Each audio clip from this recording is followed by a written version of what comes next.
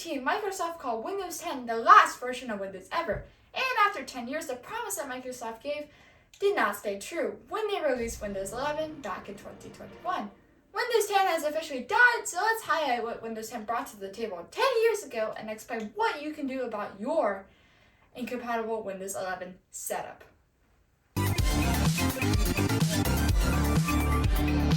First of all, Windows 10 did not actually die, it just lost support by Microsoft on October 14th, 2025. Unless you pay Microsoft $30 for extended security updates for 1 year. We will talk about that later in this video. But first, let's explain what Windows 10 brought to us in 2015. After Windows 8 and 8.1, people were not happy about the lack of a traditional start menu, which thankfully Windows 10 brought back. The full screen Metro UI start menu worked well for touchscreen devices, but did not work well for keyboard and mouse users due to the big icons and the more distance you had to move your mouse. Windows 10 still did offer a full-size start menu screen if you wanted, which leads into my next thing that Windows 10 brought to the table. Rather than just abandoning touchscreen users, Windows 10 embraced both traditional mouse and keyboard users and touchscreen users by having the option of tablet mode.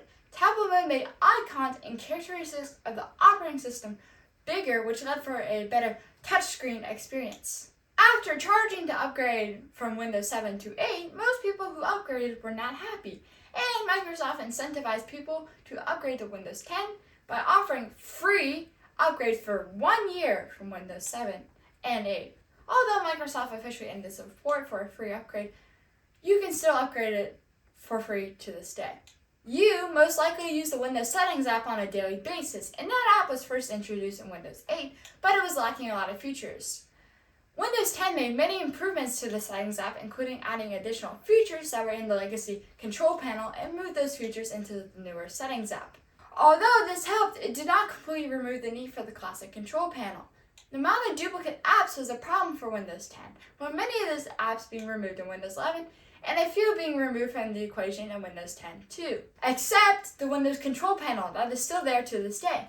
Although Microsoft said they were going to remove it. Microsoft, just choose one or the other. Stop having most of the settings in this simpler UI Settings app and a few important ones, which I don't even use all the time. But when I need to use that particular feature, it's important that I'm able to find it and change it with ease. But it's locked away in this legacy control panel.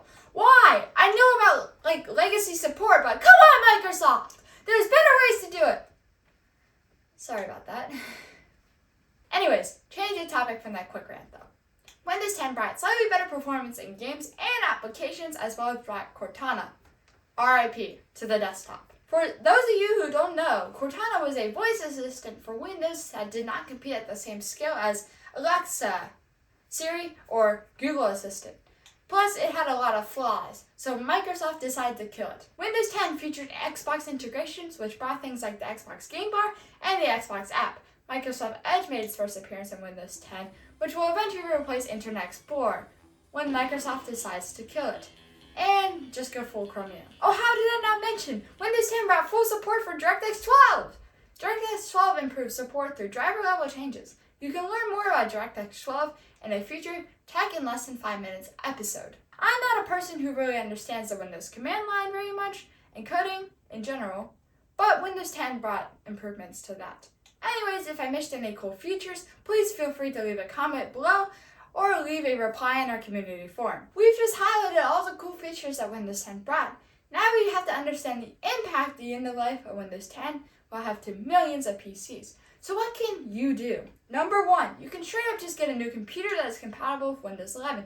If you have the money or straight up just want to, you can do that. I will not criticize you or anything, but there are other options you may want to consider, like option number 2.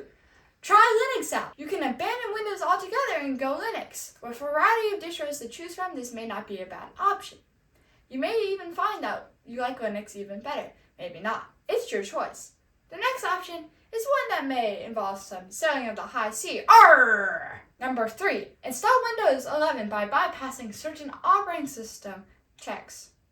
I'm not saying exactly where these tutorials are, but they do exist. At the time of writing, this does work, but there will be watermarks. The deactivate Windows watermark may be removed with your previous license if it actually works, Microsoft license keys, or for free. Again, I will not tell you where you can get these license keys, Linux license for free, but they are out there. Number 4.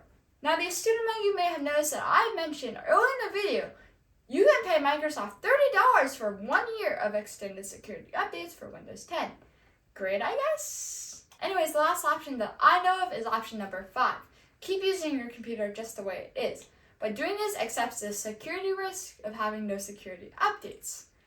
Your personal choice. I hope you learned some cool facts about Windows 10 today, or just learned something new. Whatever you do for your computer is your option, and don't let me determine what you do at the end of support for Windows 10. So thanks for watching. If you liked the video, like it, and if you didn't, dislike it. Go check out our community forum, linked under the video, and stay subscribed for more updates coming soon.